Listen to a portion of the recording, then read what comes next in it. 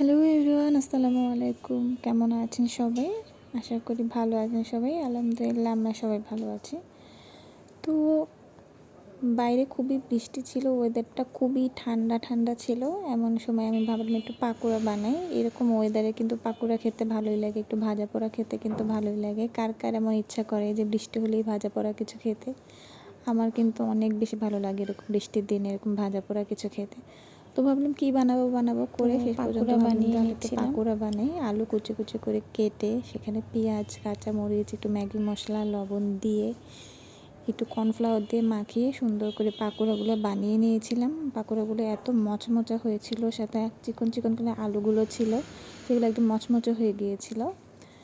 তো আমি আরশের বাবা আরশও খুব মজা করে খেয়েছিল। তো ভাবলাম যে সন্ধ্যার সময় একটা মুভি দেখি, সাথে পাকোড়া কোক খাই। তো ভালোই ছিল কিন্তু সন্ধ্যাটা। আপনারা কে কী খেলেন সন্ধ্যায় কাইন্ডলি একটু কমেন্ট করে জানাবেন সবাই। আল্লাহ হাফেজ, সবাই ভালো থাকবেন।